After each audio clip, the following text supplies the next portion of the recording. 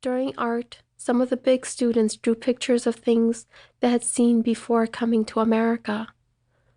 A tall boy with watery eyes drew a picture of a thick green jungle and then a single foot sticking out onto a dirt path.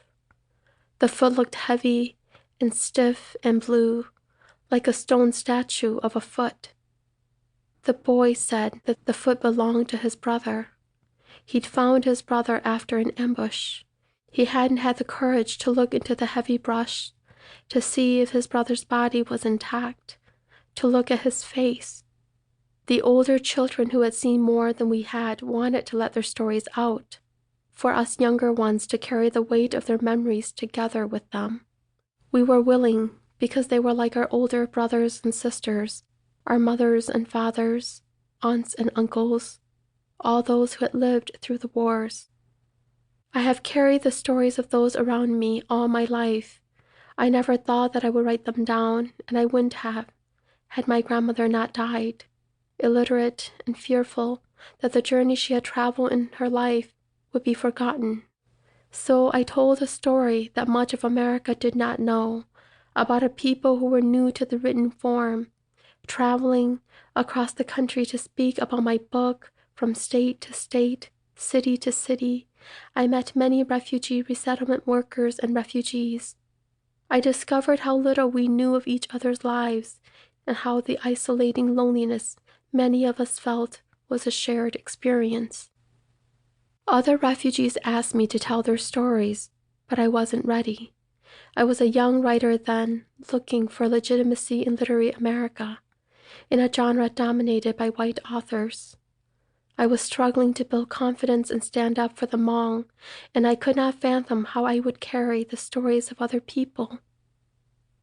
But even then, I was bearing witness to the heartache and the yearning of refugee men and women wanting to be understood. Over the past few years, I could not fail to see an America that was questioning its long history of refugee resettlement, an America that seeks to define itself by casting its vulnerable immigrants and incoming refugees to the margins of society. Greater than my fear of what I could not do was a growing need to convey the refugee lives around me, to show our shared understanding of war and hunger for peace, our vulnerabilities and strengths, and to offer our powerful truths to a country I love. When the cold comes to Minnesota, it arrives quickly. On an October evening, the air feels particularly balmy. The colorful leaves of autumn sway in the dark wind, and the moon, a sliver of a fingernail, hangs low in the heavens. Then, the next day, the world feels different. The air has turned crisp, and the soft, yielding grass of yesterday is gone and covered with frost. I have lived in Minnesota for more than 32 years. I understand the process of the changing seasons well enough. But even with this knowledge, each cycle of fall becoming winter strikes me as something new. My heart is never quite ready for the frigid wind that will seep through my clothes, skin, flesh, and bone.